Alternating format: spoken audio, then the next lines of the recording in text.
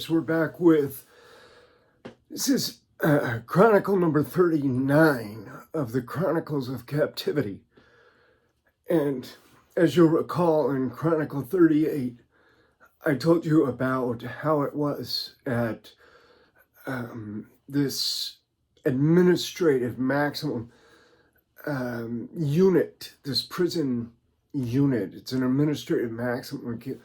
You know, anybody can go there, like from a camper to death row or maximum security or whatever. It's for all levels. It's called administrative facility.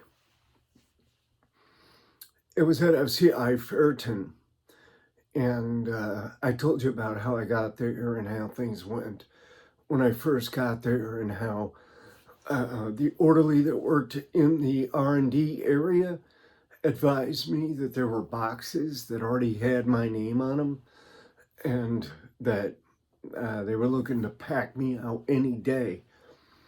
And so I started to flip out a little bit. I started to think that the Bureau of Prisons was just going to flip me out into a general population somewhere. And they, I mean, will they do it? Yeah, they will. They'll put you in harm's way in a heartbeat. They really don't even, I mean, I can't tell you of the many, many instances that I've seen and known and been a part of, really, that where the Bureau of Prisons had every reason not to put that person in that position, but did anyway. Just, it wasn't the person, it was the Bureau. Should have been better cross-reference or better information. It looked like they just didn't care. But anyway, I decided I was going to escape.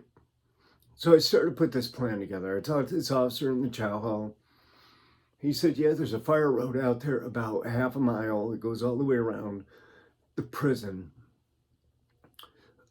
If you get to that, that's the perimeter, right? If you get to that and beyond it, then it's just swamp. It's just southern New Jersey swamp. So I started looking around, you know, trying to figure out a way to get out of the place. And out on the rec yard was an enclosed area. It was just concrete. There was a basketball court, and then there was a wall, like handball, but it was right in the middle. And if you went around that wall by the basketball court, then there was a couple of grates that were built into the, you know, just drainage. Big, heavy iron grates that you pick up, the long ones. So I thought, well, if I get in there and I wait until they close those doors, because they lock them every night at about 9 o'clock or 9:30, you can't go out to that area anymore. They'll lock them. But at that time of the night, there's quite a few guys. I mean, these guys, these witnesses, they go to bed early. They do. Most of them, just, you know. So by 9:30, it's not abnormal to have somebody in bed with the lights out sleeping. And quiet unit. These units are very quiet at nighttime. About 6, 7, 8 o'clock, it just gets very quiet. So I'm thinking, okay, well, guard's going to be around. He's going to put the light through the window, long window in the wooden door. He's going to put the light in there. He's going to look for a body in the bed. So I better go ahead, if I'm going to do this, I better go ahead and have a body in the bed. I better have a dummy, another dummy in the bed, right? So I made a dummy of myself. The head, the hair, and arm with the hand out. I painted it all.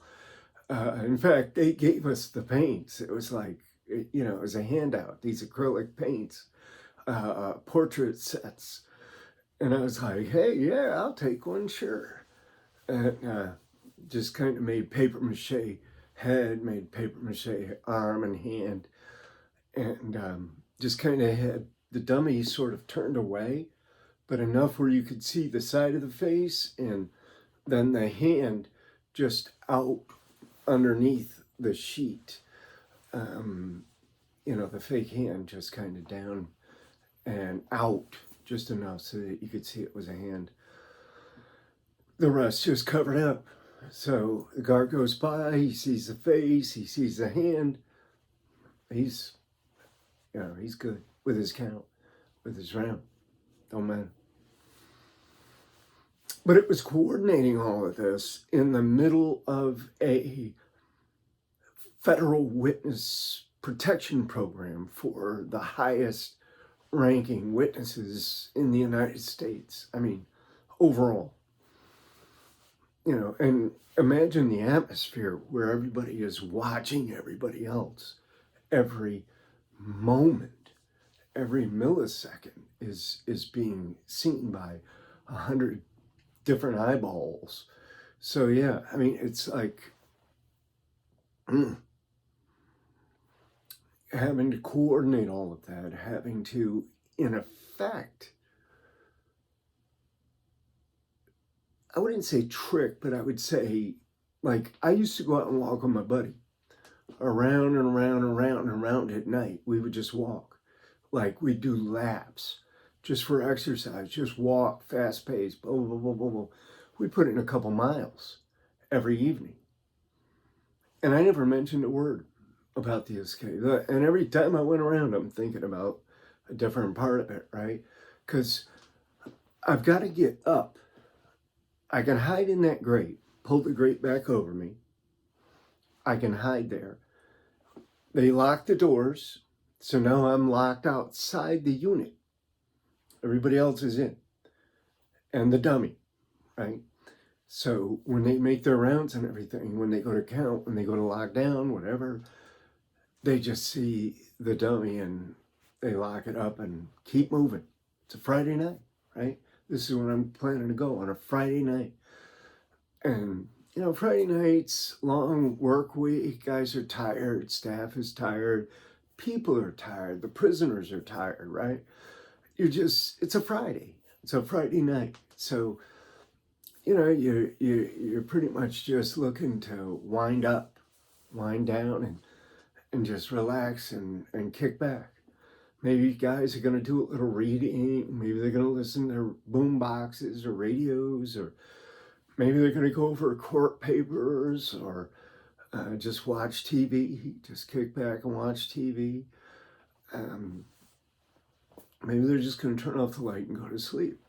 But it seemed like everybody was, on Friday nights, seemed like everybody went down kind of early. And just kind of maybe just depleted by the week. But anyway, that was the date that I was going. I had selected a Friday night. Now, what I would have to do is I would have to get, this is all enclosed, this outside rec area, way up, probably, I would say 30 feet is a fence over the top of this rec area. It's they use the cyclone fencing. It just wraps, like one wraps inside the other, and they just go up like that. So if you can get it on end and you get it bent, that wire, and you just bend it, keep bending it, you can unravel it. So I'm figuring I can climb up there. And what I got to do is I've got to throw something up there over the metal beams. The rafters are metal beams going across. I've got to have something long enough and strong enough so that I can throw it up over that and catch it, make it catch solid. Because I don't want to be falling at 20 or 25 feet either. I don't want to fall on concrete at 20 feet, I'm telling you. It ain't going to be a fun story. I could have probably, back then, I probably could have, dealt with it at 20 feet. But, you get up to about 22, 25 feet. Now you're a little bit out of, you're in the getting hurt range no matter how good shape you're in. But anyway, I figure I can climb up to this beam. If I get on this beam, I can go over to the edge and I can unravel one of these wires and I can get a space enough to go through that wire. That doesn't mean that I'm out of the prison. That's not even close to being out yet. That's just being up on the rooftops. You're still inside the fence, but you're just up on top of the roof, right? And I knew where I would be because there were like windows up in the unit, in the front of the unit. You could look up. If you looked up where the sun come in, right, that roof right there is the roof that I would actually be on after emerging from the wreck area. So, yeah, I mean, now it's a matter of, okay, you have to jump down another level to a different roof. And then I'm walking around the unit and I'm looking at this section of the building that comes out. It just comes out. And the fence, the outer fence, comes up to it, goes up over it, down, and keeps going. 2 sections of fence, not just one, but the regular 2 sections. And I started thinking, man, if I get a run across this roof right here, it's got the fence going up like this and down, 14-foot fences. And they're probably 25 feet apart. And then you got all the razor wire in between them.